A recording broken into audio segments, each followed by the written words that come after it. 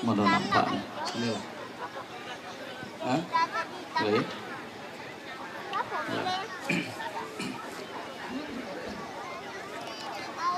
Assalamualaikum warahmatullahi wabarakatuh. Bismillahirrahmanirrahim. Walhamdulillah. Wassalatu wassalamu ala Rasulillah Sayyidina Muhammad ibn Abdullah wa ala alihi wa ashabihi wa mawala. La hawla wa la quwata illa billah. Rabbi israh li sadri wa yassir li amri wahlul 'uqdatam min lisani yafqahu qawli. Amma ba'du.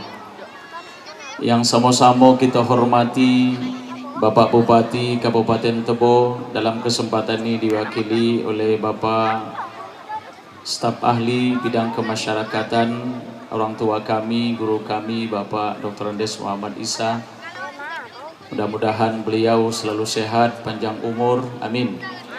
Yang kita hormati Bapak Camat atau yang mewakili Datuk Kepala Desa dan seluruh perangkat desa, wabil khusus yang kami muliakan para alim ulama, para kiai, orang-orang tua kami, para pemangku adat, pegawai syara, lebih khusus lagi teman seperjuangan kami, pimpinan Pondok Pesantren Al-Makiyah, Bapak Kiai Muhammad Rafiki SPDI, beserta seluruh majelis guru dan para santri, para wali santri, bapak-bapak, ibu-ibu, saudara hadirin hadirat yang dimuliakan Allah Subhanahu wa ta'ala. Bu, Ibu, dah dapat kuenya belum? Lah, saya udah nampak dari depan, karena kita agak berjauhan. Yang nampak di situ cuma hanya bentuk wajah saja. Bahkan sampai sekarang saya bingung protokol itu mana orangnya. Warungnya kencang tapi dia di mana tempat tak tahu saya, disimpan oleh ustadznya. Alhamdulillah pada malam ini saya dan rombongan sampai dengan selamat, karena perjalanan kami tadi Bu ada acara di Musirawas Utara di Rupit. Selesai acara lebih kurang 1:30. Sudah itu saya mampir dulu ke rumah orang tua saya, habis sholat asar berangkat. Rupanya perjalanan agak macet karena banyak mobil batu bara. Tahu-tahu sampai di sini di perkiraan kami 7:30 paling lambat, tahu-tahu jam 9 baru tiba. Maka saya mohon maaf ibu-ibu lama nunggu, tapi yakinlah setiap detik, menit, jam yang kita tunggu, kita berada di pesantren, mudah-mudahan itu bagian dari amal ibadah. Dan mudah-mudahan Bapak Ibu saat ini kita sempatkan banyak berdoa, karena di tempat seperti ini insya Allah doa kita dikabulkan Allah Subhanahu wa ta'ala. Saya doakan mudah-mudahan Kabupaten Tebo ini insya Allah menjadi kabupaten yang selalu maju, kabupaten yang baldatun thayyibatun warabun ghafur, amin. Bapak Bupatinya pengen nyalon wakil gubernur, insya Allah beliau terpilih menjadi pemimpin Provinsi Jambi, amin. Saya juga doakan mudah-mudahan Bapak Ibu yang hadir ini sehat walafiat, panjang umurnya, bahagia keluarganya, amin. Soleh anak-anaknya, mudah-mudahan tambah banyak rezekinya. Yang banyak utang insya Allah cepat lunas utangnya. Oh ya, ini kencang ini. Alhamdulillah ibu bapak sekalian, saya dengan pimpinan pondok ini lalamo ketemu Pak Isa. Tiap kali ada acara sampai beliau nak nyalek harian tu saya ada. Saya datang ke situ pikir kalau beliau lah jadi anggota DPR, rupanya belum jadi. Insya Allah. Kalau nasib itu ada biasanya Pak Ustadz, dua di atas abang itu akan digeser Tuhan. Dia jadi anggota DPR. Jadi Bapak Ibu sekalian, dalam kesempatan yang bahagia ini, saya bangga di Rantauapi ini luar biasa. Desa kecil, orangnya sedikit, tapi pondok pesantrennya banyak Pak. Satu desa tuh 3 pondok pesantren. Ini luar biasa ini. Alhamdulillah. Dan saya nampak kesiko di pondok pesantren Al-Makiyah ini, ya Rabbi subhanallah, pondoknya luas lebih kurang 4 hektar, tidak jauh dari jalan lintas Sumatera. Subhanallah. Saya lihat ibu-ibu, wah ini yang datang nih, mak-mak santri-santri nih, gemuk-gemuk nih, anak-anaknya cantik-cantik, yang cowoknya ganteng-ganteng, ustadznya luar biasa, baik-baik. Ini artinya sebuah satu kemajuan, satu kelebihan dari sebuah desa. Karena bila di dalam satu desa itu banyak orang-orang yang siap memperjuangkan agamanya, biasanya Bapak Ibu di situ akan selalu lahir keberkahan. Karena itu berbanggalah bagi Bapak Ibu yang tinggal di desa ini, bagi kecamatan di Tengah Ilir ini. Mudah-mudahan keberadaan pondok pesantren yang tercinta ini merupakan bagian satu lembaga yang kita cintai, sehingga kita bisa menitipkan anak-anak para calon pemimpin masa depan, calon orang-orang tua masa depan, calon generasi yang terbaik masa depan, yang tentunya mereka baik dan berkualitas. Generasi itu bukan hanya sekedar cerdas akalnya, pinter otaknya, tapi yang baik adalah baik budi pekerti dan akhlak serta kuat iman dan Islamnya. Bapak Ibu, saudara-saudara, hadirin hadirat yang dimuliakan Allah Subhanahu wa taala. Maka saya ibu-ibu yang di depan-depan saya ini, mak, bapak-bapak, bagi yang sudah menitipkan anaknya di pondok pesantren, saya ucapkan selamat, Pak. Benar-benar saya ucapkan selamat. Karena kenapa? Karena kita yang sudah nitipkan anaknya di pesantren, entah pesantren ini, entah pesantren yang lain, itu adalah sebuah satu langkah maju, dan kita sudah menang satu langkah dari orang tua yang tak pernah nitipkan anaknya di pondok. Karena saya dulu Pak Isa pernah dititip guru saya, Pak. Kata guru saya, Inaya, kalau kau punya anak 12 orang, baiklah kau banyak juga Pak Ji. Ya kiai biasa, kalau kiai itu nitipnya biasa gedang-gedang, Bu. Kalau kau punya anak 12 orang, tak bisa kau masukkan pesantren anakmu jadi soleh semua, satu bejadilah. Saya bilang ngapo? Nanti kau tahu. Maka hari ini Bu, alhamdulillah anak saya sudah setengah lusin, hampir mendekati gendak kiai saya. Setengah lusin Bu, 4 tino 2 jantan. Nah, saya lihat istri saya ini akhir-akhir ini galak muntah-muntah. Apa muntah hamil, apa muntah masukin peti beliau, tidak tahu saya. Yang jelas itulah pengawian. Tapi saya Bapak, anak pertama 2 sampai 3 orang yang sekarang dalam posisi sekolah, semua saya sepakat dengan istri saya harus sekolah di pesantren. Hari ini di pesantren anak saya. Kenapa? Saya tahu benar kelebihan pondok. Karena saya dari kecil di pesantren, sampai hari ini saya masih di pesantren. Bapak Ibu saudara hadirin, nah ini Bapak Ibu saya perlu sampaikan dulu beberapa tentang anak ini. Jadi saya terima kasih kepada Pak Isa sudah memancing kita, memberikan semangat. Namun perlu Bapak Ibu ketahui, anak ini Bapak dalam Al-Quran banyak disebutkan, maka kita hati-hati. Ibu, Bu, sambil makan kuenya ya, pokok kasih tahu kapan kuenya lapis juga tahu saya. Kita ceramahku sampai jam berapa? Hah? Jam berapa? Antara jam 1 sampai? Oh macam itu. Berarti jam 1 jam 2 baru berhenti. Wah ini mau saya kamu. Kapan jam 1 itu kan ceramah lagi. Mati kaki aku tegak semalam kok. Ay mana telap saya, lambing aku yang megang. Ibu, Al-Quran menjelaskan kepada kita anak itu banyak macamnya. Satu, bahwa anak itu perhiasan yang membahagiakan kita di dunia ini. Bahkan Allah, ibu bapak, dengan ridhonya Allah menyatukan, menyamakan bahwa harta dan anak itu adalah sama sebagai perhiasan. Dalam surah Al-Kahfi itu, Al-malu wal banun zinatul hayatid dunya. Bahwa anak dan harta dan anak itu adalah perhiasan. yang membahagiakan kita. Maka ibu, anak ini bapak memang luar biasa pak. Bagi kami nih bu, sebagai bapak, suami, suami jantan yang baik, biasanya bapak jarang di rumah. Bu, suami yang baik itu jarang di rumah. Maksud jarang di rumah itu bukan tidak pernah balik. Pergi pagi pulang sore. Kenapa? Cari nafkah. Itu suami yang baik. Jangan sampai nanti banyaklah istri keluar daripada suami. Suaminya nunggu di rumah, nyuci piring, masak, ngurus anak. Istrinya apa tang panting cari nafkah. Terbalik.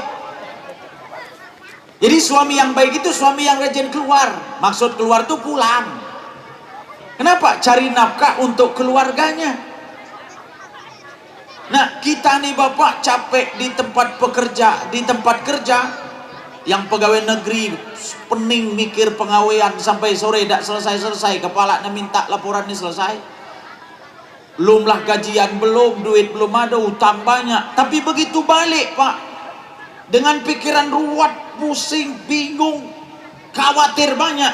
Tapi begitu balik ke rumah, anak-anak, wah papa, wah mau papa. Di sini pakai papa ya? Ayah, ayolah weh.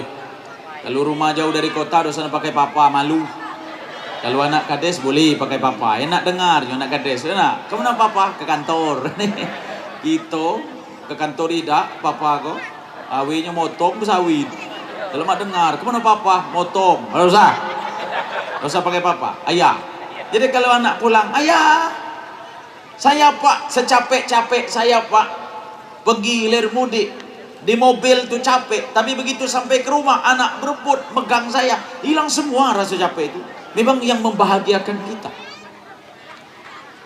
Allah sejajarkan. Maaf Bapak Ibu, subhanallah, luar biasa kalimat ini, bahwa harta dan anak itu disejajarkan Allah sebagai perhiasan.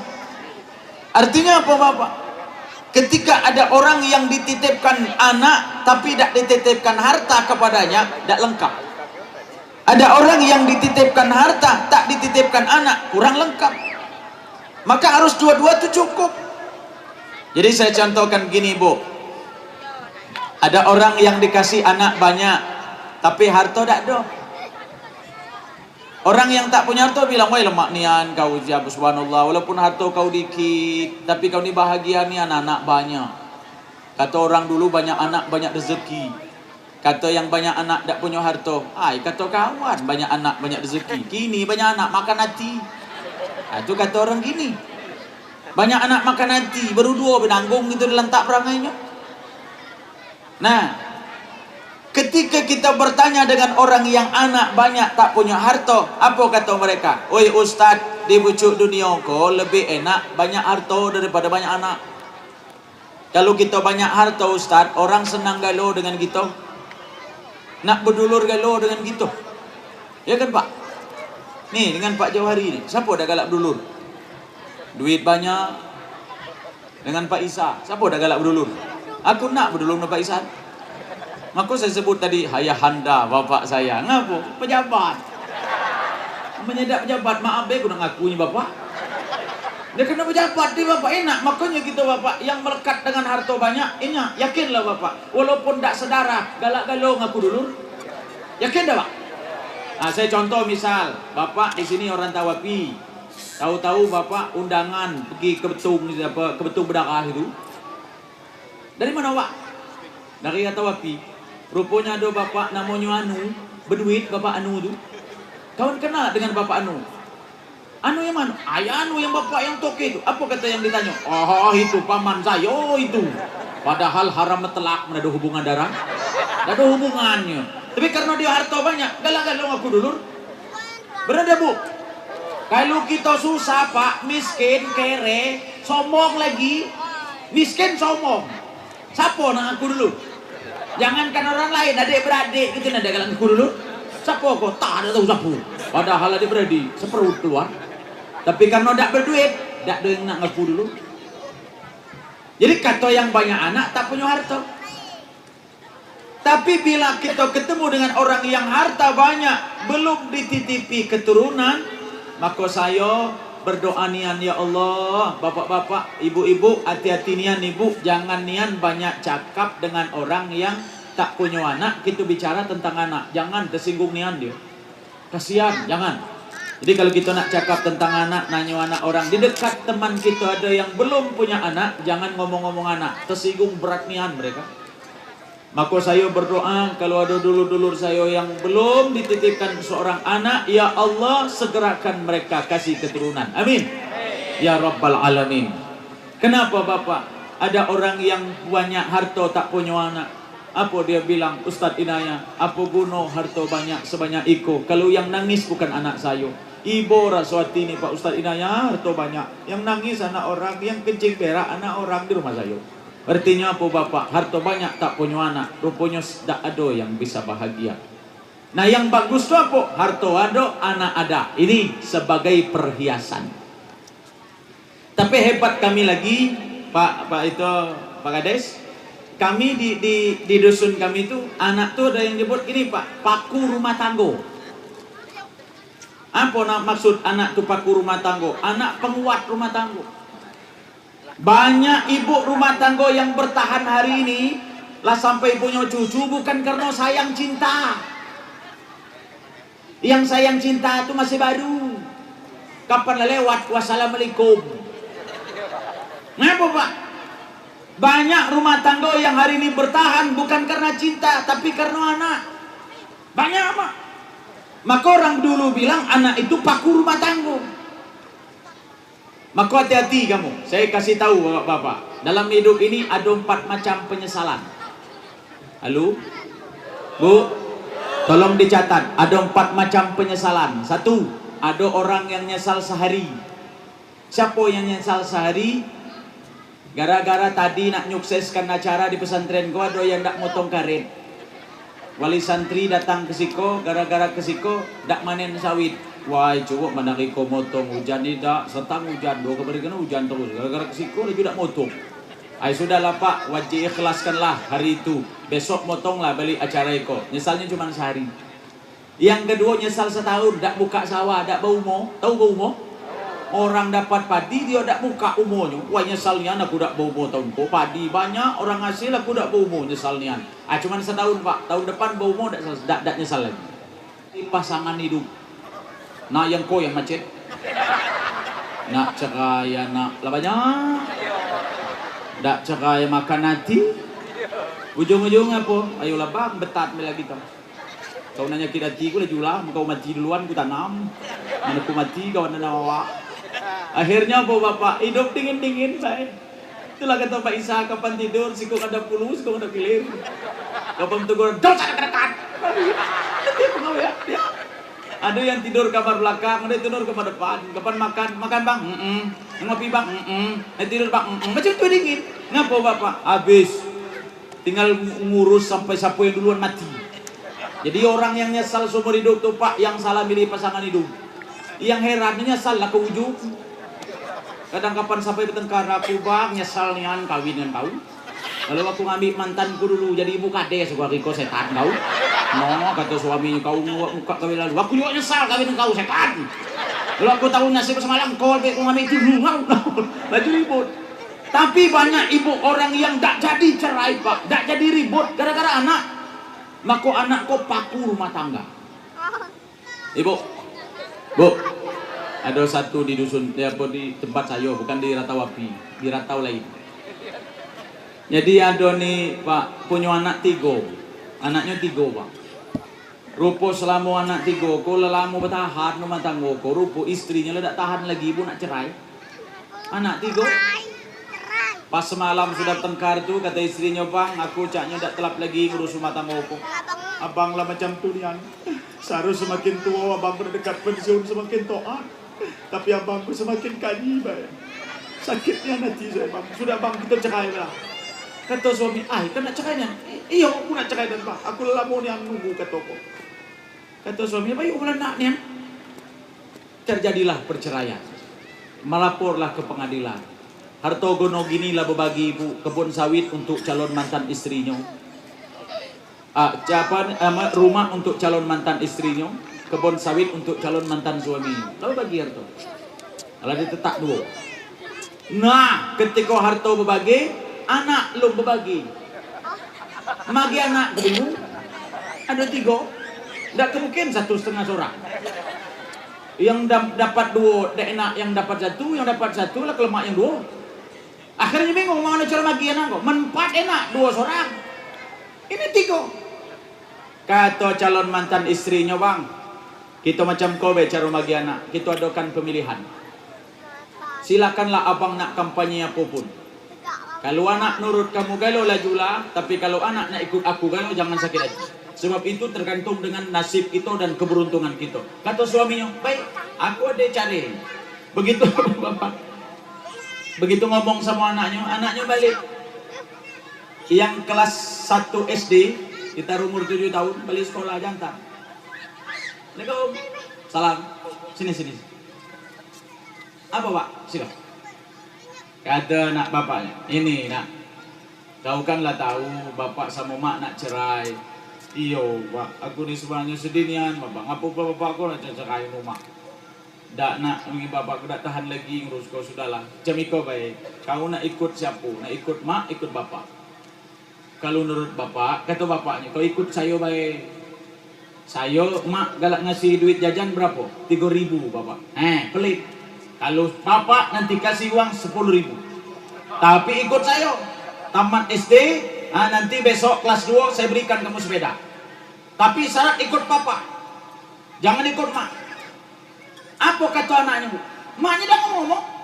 Karena maknya punya senjata kuat, punya senjata hebat. Ngapa?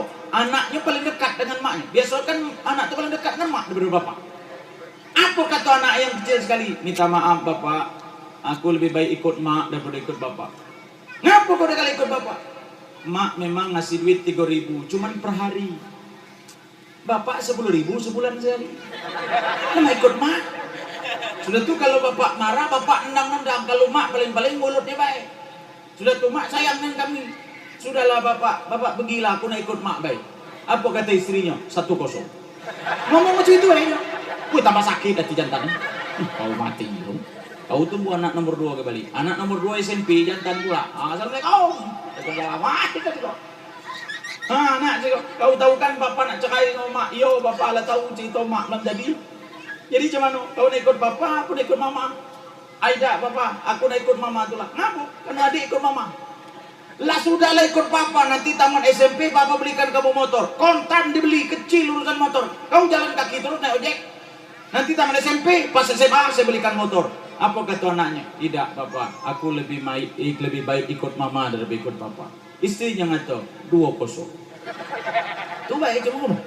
Datang anak nomor pertama ibu, yang pertama sekali perempuan. Pikir hati bapaknya, anak yang realistis, yang cerdas, tak kemungkinan ikut mama. Begitu anaknya balik, Assalamualaikum, salam. Juga nak sekali. Nak, kamu kan tahu papa sama mama nak cerai. Yo papa, sebenarnya papa tak perlu terjadi dan papa mikir kami papa, jangan macam kau. Tak tahu nak ngatonya nak, mak kau nian lah dari dulu yang ngato nak cerai. Papa cerai, gal tak cerai. Sekalian lah boleh kan. Jadi macam mana? Dah ini nak, adik-adik kau nomor 2, nomor 3 tu lah ikut mak galau. Ikut bapak, kau tak do, kau ikut bapak ya. Jangan buat malu bapak.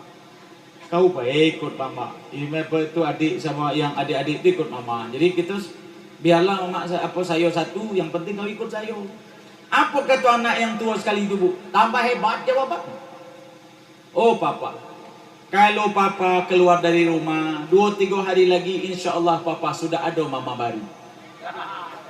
Tapi kalau mama belum tentu kawin lagi papa, karena nak ngurus kami, sekolah kami. Siapa yang urus adik-adik kau? Termasuk saya. Maka saya papa bukan tak sayang dah ikut papa, tak ikut papa. Tapi saya sayang dengan papa, saya dengan mama. Tapi karena penting urus adik, aku harus ikut mama. Jadi kamu tiga, oke ikut mama, kamu kalau iya lah papa. Kamu papa pergilah. Kami cuma ingat papa, kami darah daging papa dan harus diingat kewajiban papa, jangan tinggalkan.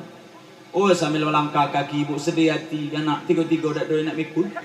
Sambil bawa koper pak, baru sampai di pintu pagar rumah, balik kanan lagi. Apa kata papa? Ya Allah nak, maka kamu ikut mama kamu galau, sudahlah. Aku nak ikut mama kamu pulang.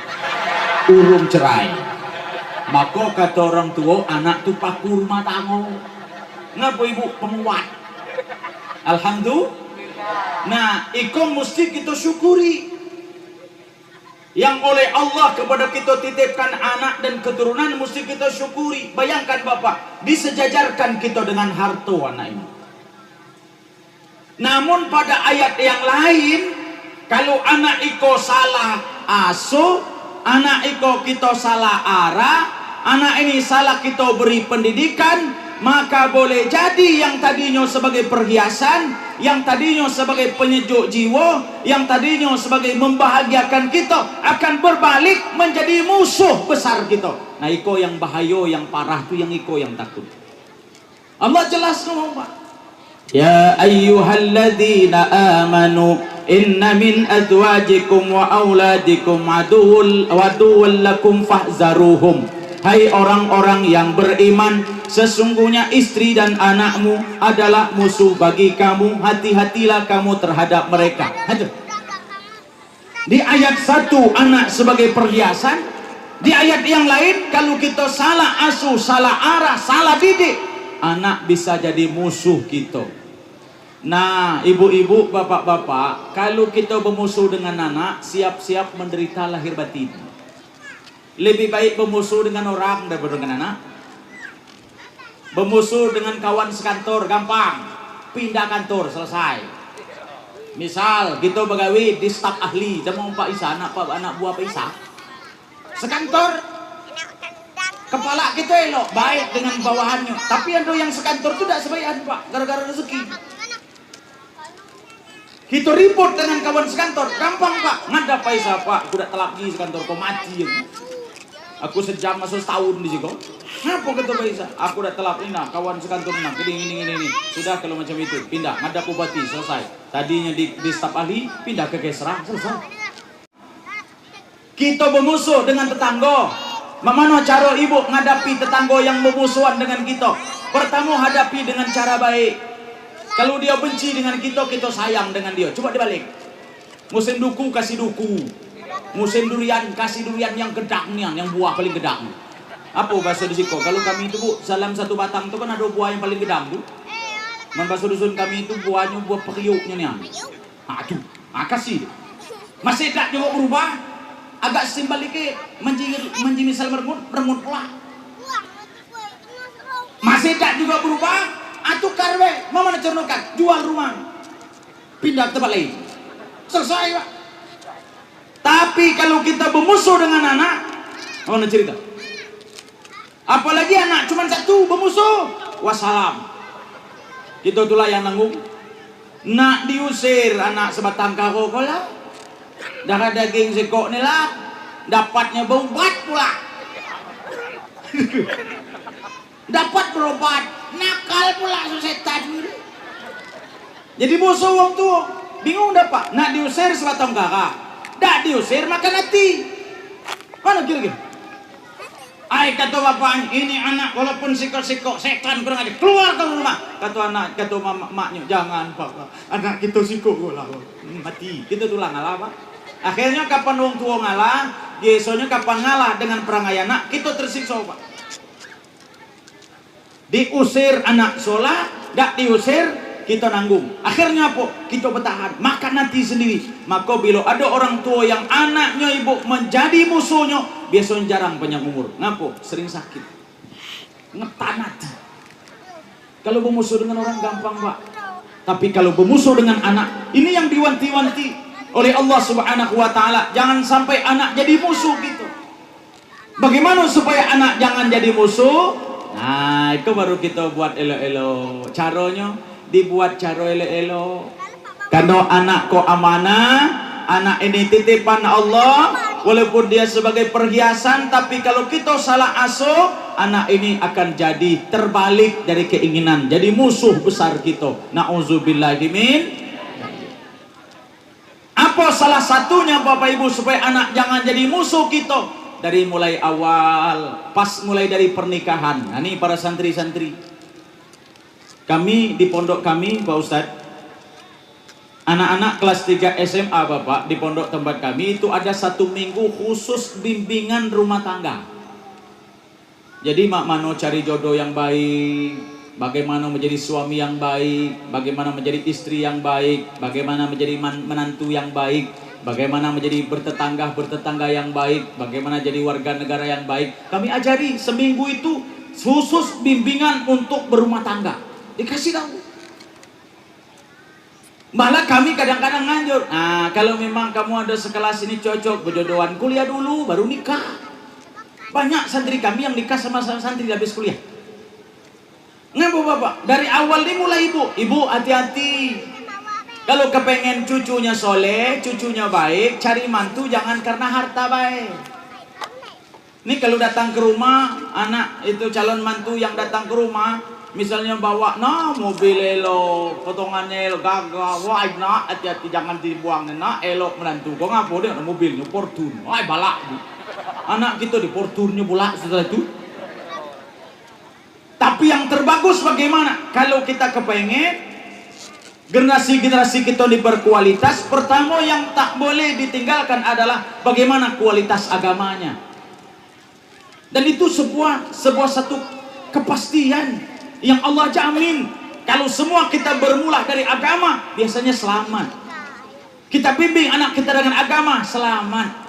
Desa kita ini bapak dihidupkan agamanya, selamat. Kecamatan kita agamanya baik, selamat. Kabupaten kita kalau agamanya bagus, selamat. Kenapa? Karena agama itu menyelamatkan kita, menenteramkan kita, membahagiakan kita. Maka pokok pertama, carilah jodoh yang karena agamanya berkualitas. Setelah itu apa ibu? Begitu sudah menikah, buatlah pernikahan itu yang membawa keberkahan. Jangan nanti pas nikahnya elok pakai ijab kabul, usikum ibadallah wa nafsi bittaqwallah. Malamnya pesta pakai biduan 7. Biduannya 7 yang asli, yang tempelnya 12. Ada biduan tempel pula gini kok. Tahu enggak kamu biduan tempel? Yang asli bawaan organ tunggal, yang tidak asli 12. Ada yang joget naik salon sebiduan malam. Pengantin duduk, kurang barokah. Bapak, kalau di Jambi ini saya lihat ini senang saya. Ada berjanji di pagi hari, sudah tuh baca Qur'annya, ada tunjuk ajarnya, ada ceramahnya, ada walimahnya. Ini sebuah mengawali hidup itu dengan keberkahan-keberkahan. Lah sudah dalam pernikahan nanti Bapak Ibu, kalau nak untuk urusan dalam rumah tangga, itu mesti harus ada acara pernikahannya anak undang saya. Tapi yang penting urusan anak. Begitu anak lahir, pertama yang nak harus dilakukan oleh orang tua, ibu bapak, sebagai kewajiban orang tua terhadap anaknya, pertama ayuh sina ismahu, memberikan nama yang baik. Jadi penting nama itu. Bu, nanti kalau buat nama anak, kalau yang kepengen masih ada produksi lagi, atau mungkin cucu, kasih nama cucu yang baik-baik. Sebab apa bapak? Nama itu bisa berpengaruh dengan perangai anak. Ayo Ustaz Inaya, apa nama tuh pak? Harus bahasa Arabnya? Boleh, asal tahu artinya. Agen buat nama bahasa Arab tak tahu arti? Banyak aja. Oi, di sebelah kiri saya anaknya muslimin, di sebelah kanan muttaqin, di sebelah belakang mukminin. Sudah habis muslimin, mukminin, muttaqin. Sudah anak saya ada dalam Quran musyrikin. Kacau. Musyrikin memang ada dalam Quran, cuma artinya macet. Anak orang sebelah kiri mukminin, orang-orang beriman. Sebelah kanan muslimin, orang-orang selamat, orang Islam. Di belakang muttaqin, orang takwa. Anak kita musyrikin, orang-orang yang menyekutukan Tuhan. Ya. Memang bahasa Arab. Kata orang barat pak, apa arti sebuah nama? Tapi kalau dalam Islam, nama itu bisa berpengaruh oleh perangainya. Di tempat saya Pak Ustaz, ada buat nama anak ibu Muhammad Kaslat. Kapan lihat perangainya ibu sekolah malas, makan gedang, tidur kesiangan. Rupa bapaknya ngadap saya, kan gitulah. Kalau macam-macam itu kapan lah pening-pening ngadaplah Ustaz, ngadap kiai. Ustaz Inaya tolong Pak Ustaz Inaya, aku tiup ubun anak saya pun ludah. Lah jangan dia di ludah. Gitu ludah aku kap gelo nak kebuah. Bukan liur nabi aku go, liur Inaya aku kap yang main. Ya ada basing letak tiup. Siapa nama anakku? Anak saya yang nomor 3 ke Ustaz aneh nih dari yang lain. Yang nomor pertama 2 kuda Pak Ustaz, sekolah rajin, ngaji rajin. Yang nomor 3 ku macet. Siapa nama anak kamu nomor 3? Anakku nih Pak Ustaz keren, namanya pangkalnya ujungnya sama. Rupanya kan ada orang nama anak tuh pangkalnya sama pak. Kalau PP kalau RR kalau. Nah bapak yang tuh buat nama anaknya ujungnya sama lat. Muhammad Ruslan, Muhammad Marlan, Muhammad Kaslan. Nah yang macet Kaslan kan. Nah orang pesantren pasti tahu apa arti itu. Rupanya Pak bilang siapa Pak? Ini nama anak yang kau lah Pak Ustaz, namanya Muhammad Kaslan. Dari mana kau dapat di rumah nama Kaslan kau? Lah kan Pak Ustaz ujungnya sama-sama lan. Iyo sebilang yang lan atas nomor 1 nomor 2 elok. Nah yang nomor 3 kau macet. Apa artinya Pak Ustaz? Tidak tahu. Apa sebilang? Bapak tahu dah Kaslan? Tidak tahu. Kaslan itu bahasa Arab pemalas. Apa kata Bapak? Patas dengan sekolah setan kok. Berarti pemalas, ini ubah, ditambah Muhammad pula, tambah kerennya Muhammad Kaslan, orang yang terpuji karena sifat kemalasannya. Macet lah kau. Maka anaknya menak tidur pagi, tidur petang, makan gedak, nak berubah. Terus saya bilang Pak, ubah be juga, jangan lagi nama Kaslan lagi, jalan nama lain juga. Nah begitu dia nak balik, saya bilang Pak, kapan nanti punya cucu dari lan-lan ko, kalau masih nak seragam ujungnya, jangan lagi lan, saya bilang. Apa Pak Ustadz, ujungnya din. Jadi anak pertama, misalnya cucu pertama jantan, awaludin. Supaya apa namanya itu, anak apa, kamu senang supaya cucu bisa ceramah, Zaiduddin. Begitu. Supaya pacak korupsi, Nazarudin. Ini di Jakarta, Nazarudin. Ya bukan Nazarudin Ziko, Nazarudin takap ke BK itu nah. Apa lagi, misalnya apa lagi? Biar jadi pejabat, Zulkifli Nurdin, kan Nurdin juga. Buat nama Nurdin. Jadi bapak kapan sekali manggil, Pak Den. Den mana tuh? Den yang korupsi, Nazarudin. Berarti kan masih tak. Buat nama Den juga, jangan lagi lan-lan lagi. Jadi nama Den melan. Artinya ini satu pembuktian bapak. Nama itu berpengaruh dengan perangai. Saya untung dikasih datuk saya Pak, nama saya lengkapnya Ahmad Inayatullah. Woi untungnya dikasih nama kok. Agak malu Pak dengan nama kok. Kepada Bapak Haji Inayatullah untuk menyumbangkan sebuah lagu bersama biduan. Malu. Yang tullah aja tuh yang malu, bukan urusannya biduannya. Menorangnya kepengen juga dengan biduan sekali. Tapi karena tullahnya tuh malu Pak. Apalagi sampai ngocok kartu, pakar. Oh Inayatullah, wah judi, malu Inayatullah judi, tullahnya tuh yang malu. Coba nama saya Pak Rolling Stone, mati biduan tuh ketangkap ku nama Rolling Stone. Ngapa? Nama tuh berpengaruh, hati-hati. Jadi buat nama tuh baik-baik. Apa baik namanya? Kalau orang Jawa misal Soeharto, nanti banyak harto. Selamat, berarti selamat. Widodo, aku udah tahu apa arti itu. Yang jelas namanya baik. Jangan sampai buat nama anak yang terti. Buatlah nama yang baik. Lah jam 1 loh. Aku pergi jauh terus, jam udah tahu lagi. Saya tuh heran di situ Pak Ustadz. Saya tadi Bu dari Sungai Rengas ke belakang, hujan Bu, hujan terus. Ke situ ada hujan. Ini biasa nih Ustadz Umar Rafiq ini pacak ngusir hujan, benar? Hari Ustadz Inayah tidak datang. Apa hujan itu takut dengan Inayahnya? Umar Rafiq ini udah tahu. Mungkin dua-dua tuh dia takut. Geser, udah ada hujan sampai hari kok. Alhamdulillah. Jadi Bapak Ibu kita pertama anak harus buatlah nama yang baik. Yang paling bagus anak itu ada kandungan doa. Abdurrahman supaya menjadi hamba yang penuh kasih sayang dan segala macamnya.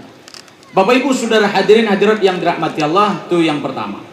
Yang kedua, kewajiban kita sebagai orang tua Bapak Ibu, yu'allimahu kitabah.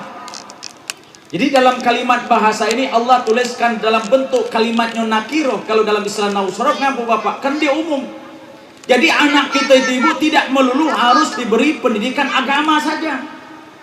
Dan anak tidak boleh kita bekal ilmu umum baik. Maka yu'allimahu kitabah, berikan dia pendidikan yang cukup. Pendidikan yang mana? Pendidikan dunianya, pendidikan akhiratnya. Karena dia harus seimbang. Apabila kedua-dua itu Ibu ada yang kita kasih, ada yang terlalaikan, maka bersiap-siaplah kita akan menerima dari anak-anak kita sesuatu yang menyakitkan hati. Anak kita hari ini Bapak Ibu harus kuatkan agamanya. Jangan sampai anak tak bisa sholat.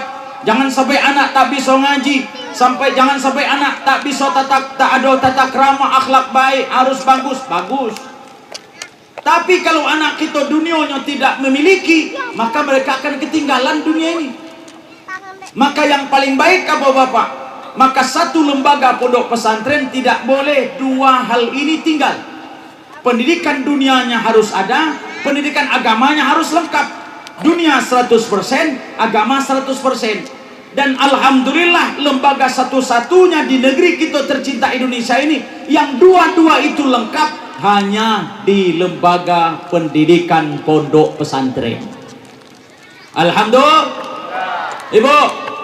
Ibu, anak-anak di pesantren ini Bapak Ibu luar biasa. Saya ngalami lama di pesantren 6 tahun sekolah, ngajarlah 20 tahun. Setelah di pesantren saya lihat anak-anak ini memang luar biasa Ibu. Tidak bisa kita temui, tak pernah kita temui sekolah pendidikan yang kita temui di pesantren. Anak-anak di pesantren ini Pak luar biasa. Pertama apa? Diajari kepada anak itu hidup mandiri. Nyuci dewe. Nah, bekecak nyuci, tak bersih tedak. Masak. Di sini masak dewe Ustaz. Nah, dimasakin. Nah, tuh dikasih mandiri. Dia bangun tepat waktu sebelum subuh sudah berangkat ke masjid. Kemudian dia bisa mengelola pribadinya. Dia mandi, tak perlu diurus orang tuanya Pak. Jadi anak kita sejak kecil sudah dilatih dengan kemandirian. Dan inilah hasil orang-orang tua ibu bapak yang di depan, di belakang saya ini. Ini orang-orang sukses semua nih. Amin. Iya, yang 7 kok maksud saya itu. Karena kebetulan di Siko ada di Siko. Ada camat, ada kepala dinas, ada kepala desa, ada kepala kalau kok. Iya Pak. Ini anak-anak masa lalu semua Pak. Yang ketika anak masa lalu hari ini sukses, coba tanya bagaimana kehidupan mereka dulu. Dibuat, dilatih orang tua hidup mandiri, berdikari, hidup di atas dirinya sendiri. Itu yang tak terjadi di lembaga sekarang Bapak, di tempat yang lain selain pesantren. Ibu, hari ini saya lihat banyak orang tua yang nanya saya Pak Ustaz. Nanya saya gini, Ustaz dinanya ngapo tat anak kita sekarang nakal-nakalnya. Nah aku tidak tahu mandi Ratawapi kok. Bu, di Ratawapi kamu mana anak-anak nakal lah? Dah, alhamdulillah. Itu anak tuh ada 3 macam Ibu. Ada anak yang baik, yang kedua setengah baik, yang ketiga nakal. Yang mana kamu? Hah? Oh yang baik ya? Alhamdulillah, mudah-mudahan kamu tidak bohong. Sekarang nih Bu, orang tua banyak yang ngalami anak tuh yang kedua, ketiga. Apa itu? Anak setengah baik, anak yang nakal. Banyak terjadi gitu.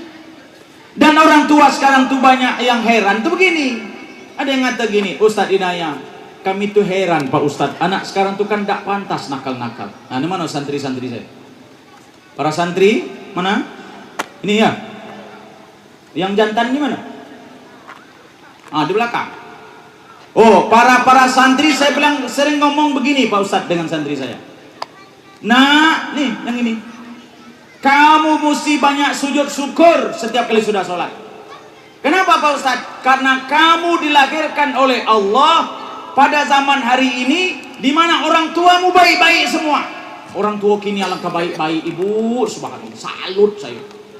Saya kalau nengok istri saya Ibu ngurus anak saya 6 orang tuh alam ketelaten, dibandi, diurus pakaiannya, disetrika malamnya, buku-bukunya diurus, sepatunya cobek dikit, diganti baru. Dalam hati aku, ya Allah, ala kelemak kamu hidup gini. Ingat dengan bapak saya. Bapakku macam ko ngurus aku, tak segedang ko badan aku. Sebenarnya Pak, badan aku nih Bu, gedang tinggi Bu. Ngapa kecil pendek menjenggot? Kurang gizi. Untung hidup saya kok. Ngapa bapak dia diurus? Anak gini mah kok kata, saya ngatakan santri-santri saya, kamu tak pantas jadi anak bodoh. Tak pantas jadi anak tak semangat belajar. Tak pantas jadi anak yang tidak mau ibadah. Tak pantas anak kamu tak jadi anak yang maju, anak yang sukses. Kenapa? Orang tuamu siap lahir batin apa kepengen kamu. Kata santri, memang Ustadz kenapa dulu? Kami dulu sahur nih anak. Anak kini lihat Ibu, Mak, sobek Mak, ganti. Anak sekarang Ibu, kalau lebaran Ndak terasa nyaman lebaran, terasa bahagia anak sekarang ini. Kenapa anak sekarang ndak begitu bahagia lebaran? Karena pakaian lebaran tuh tiap bulan dikasih. Kita dulu setahun sekali dibeli. Hari pertama bulan Ramadan lah dibeli mak pakaian baru untuk lebaran nanti. Nah, bertengok terus tiap hari di lebaran itu. Oh, kapan lebaran? Kapan lebaran? Setahun sekali. Anak gini mana lebaran? Santai baik Pak. Ngapa? Dia tiap bulan dikasih baju baru. Sepatu diurus. Sudah dikasih pakaian seragam lengkap ibu. Kadang seragamnya 2 setel. Kotor Senin, Selasa masih ada. Kotor Selasa, Rabu lah sudah siap. Tasnya mahal, isi buku lengkap, alat tulisnya ibu, pensil sekotak, penghapus sekotak, penajam setoples. Tuh, anak ini begitu nak berangkat sekolah dilengkap maknya. Saya perhatikan yang Pak. Nih sarapan dulu sayang, sarapan. Di meja tuh lengkap ibu anak sekarang. Nih kopi, nih teh, nih susu, minumlah mana yang suka. Yang itu nasi gemuk, yang sebelah itu nasi kukus. Yang kau tahu bunting, yang sebelah tu tempe ramping, makanlah pokoknya kamu nak. Kau balu, kau bola, kau beli, ya kebanyakan itu. Tinggal anak bingung, nak makan apa rumah. Anak sekarang berlebih gizi. Begitu sudah sarapan, apa gawian mak kini? Anak SD kelas 1 5.000, kelas 3 sampai kelas 6 10.000, anak SMP 20.000, SMA 30.000. Benar ya Bu? Sudah nak berangkat seharus duit ini cukup untuk ojek. Bapaknya ngantar lah nunggu tepi pintu. Tin. Langkah. Sampai ke sekolah jajan cukup. Balik dari sekolah makannya penuh. Apa kena anak dia cukup galuh. Tapi anak sekarang ibu ngapo gizi cukup bebalnya 17 setan. Ngaji tak tahu, ayah tak tahu melawan pula ini. Nah pertanyaan itu apa? Dibanding kita dulu, siapa kita dulu Pak Ustadz Inaya? Yang umur 40 ke atas. Kalau yang umur 40 ke bawah, rombongan santri ini enak. Yang 40 sampai 55, itu namanya anak masa lalu tuh. Yang belakang kok anak masa lalu kalau. Yang umur 55 sampai 65 itu anak hampir lalu. Nah, belas itu banyak. Yang umur 65 sampai 75 itu lalu. Nah, yang udah tahu? Nah, yang anak masa lalu kata tuh Bapak, subhanallah. Apa Pak? Mana orang tua ngurus kita ibu? Sekolah tak pakai sepatu. Apalagi nak pakai kaos kaki.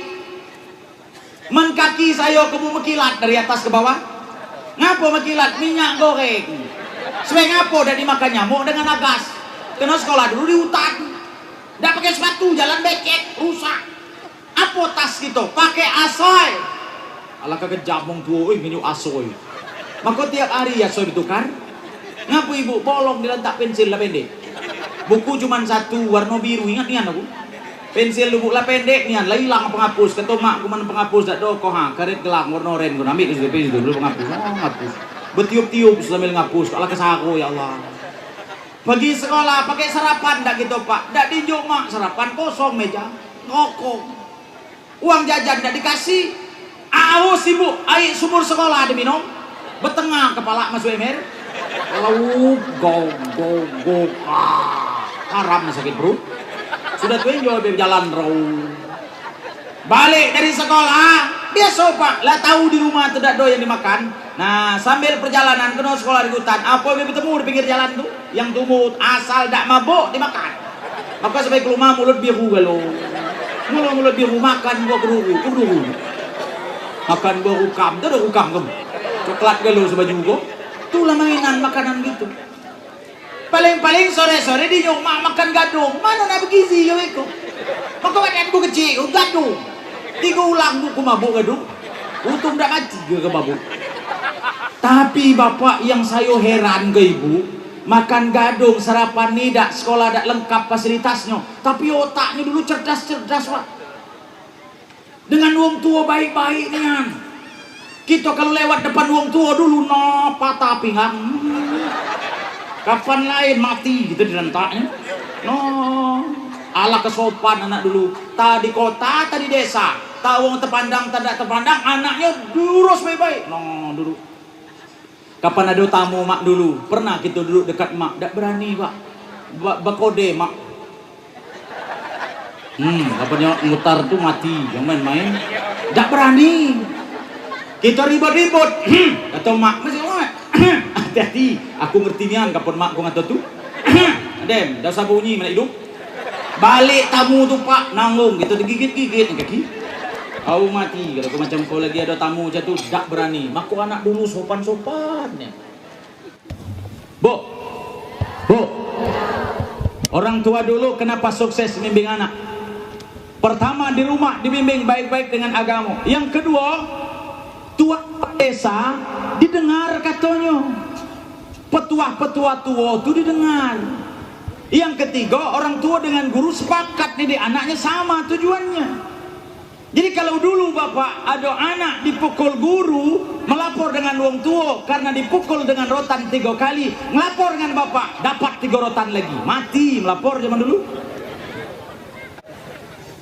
Dulu ibu entah direntawapi, guru ngaji yang paling banyak anak murid dulu guru ngaji yang kejam. Kalau guru ngaji tidak kejam, sepi murid. Sekarang guru ngaji kejam, guru tuh dewek ngaji. Dulu kalau guru ngaji pun yang kejam. Bapak saya dicari guru tuh yang paling kejam di kampung aku. Ku tahunan masih ingat muka guru tak laka kejam bapak. Wih. Dipegangnya saya, kau ngaji. Kapan ngedatuk tuh kau dak pacak ngaji, kau le setan nian dina ya. Mak saya ngiring dari belakang ibu, bawa apa? Bawa punyung pak, istilahnya ada makanan keberkahan. Nasi di apa dengan telur dengan sambal tuh, nah dibawa banyak-banyak. Nah ini aku serahkan anakku kok, guru, namu anakku kok Inaya. Kapan dia nakal pukul, tuh dulu yang dititip. Alah bang, dalam hati saya, lu apa-apa lebih titip-titip pembunuhan kok. Kata guru ngaji, mak, kalau anak kamu kau nakal masih sudah dipukul masih tidak berubah, mana caranya? Patah kaki sebelah kanan. Cacam jika kau pukul ngaji apa nak pembunuhan tu. Masih tidak berubah, kaki sebelah kiri. Masih tidak berubah, bunuh kau. Aku tadi bunuh punya anak kau nakal setan. Dalam hatiku 2 bulan ngaji ke datuk kau mati. Aku dah tahu nian, perangai saya dah tahu dewe. Apa yang terjadi ibu? Begitu saya pernah ngapal 1 ayat, saya tidak bisa ngapal. Dipukul guru ngaji 3 rotan pak, tergekat di paha kok. Kan guru ngaji dulu kalau mukul bukan cak kini, tas dulu nah mutar, mati. Dia ngayun, dia nyawa gula sebutus, talapar, langsung metu api. Kapan ditengok ke biru galau balik? Oh sama lagi bu nah balik. Nabrak pintu melapor dengan bapak. Kalau bapak kasihan dengan saya. Laplak kau itu. Ha, apa alihnya? Datuk tu lah pak. Aku tu sebenarnya malam kau bukan dak hafal, mbak. Aku lupa. Ay kata bapak aku dah lupa dak hafal sama baik. Beda apa? Kalau aku dak hafal, dak pernah hafal. Kau lupa, ngapa lupa? Ngapa kau lupa? Baca lupa. Lah datuk kau pula pak. Sambil manggil kecak-kecaknya. So guru tu kapan ngapal? Ini nak. Cekak. Lu mah puapu, hilang kalau hafalan. Duduk. Duduk. Ngarotan lah di atas kepala. Baca. Bismillahirrahmanirrahim. Qul ya kafirun. La a'budu ma ta'budu. Wala antum ma'abud. Wala antum ma'abud. Sambil ngingat hafalan, sambil nengok muka guru. Kalau saya duduk. Lupa hafalan kok. Dah ingat lagi senak melabu lakum dinukum di mana? Wala antum ma'abud. Wala antum ma'abud. Caklah 3-4 ulang, lah sadar saya tu. Ay, kau salah, kau mati. So guru dah pulang ingat dah. Dia apa bela mau mutar ke kakekku, getap lebut, ketap letung, kebat lebut. Cala taur, lakum lah. Yo tu lakum, ulang lagi sampai 3 kali. Balik ke rumah, lapor ke bapak. Rau, kata bapak, siapa yang mukul kau berbiru macam itu? Sudah, siapa? Kira saya itu kesiko tu nak megang tangan saya ngantar ke rumah guru ngaji itu, saya tu melihat bapak sebelah guru ngaji kena mukul anak kesayangannya. Rupa salah tafsir saya kok. Begitu terpegang tangan saya, rupa bapak saya ada pula rotan di atas lemari. Aku tengok rotan guru dengan rotan bapakku sama gedang. Jangan-jangan rotan bapakku di situ. Mungkin diambilnya panjang, tetak 2, satu rumah guru ngaji itu rumah dia. Begitu terpegang rotan, berapa kali kau nak dipukul guru ngaji? 3 kali bapak. Kau nak bapak nambah lagi. Tas 3 kali ibu. Di kanan dari guru, di kiri dari bapak. Sejak malam tu kuda lapor-lapor lagi. Matilah begitu. Begitu sampai ke rumah 2-3 hari dipukul guru ngaji di belakang. Babu, apa alinanya? Aman mbak kata hale. Sampai di kamar lah nak mati ya nak kau bro. Kalau aku melapor mati lagi, aku nanggung dewe. Jadi dah anak dulu, jadi bapak. Nah sekarang ini guru tak berani lagi, maka pendidikan kita mundur jauh. Entah apa sebab pengaruh Yahudi di situ. Kenapa bapak? Guru tak boleh lagi mukul. Memang tak perlulah mukul seharusnya.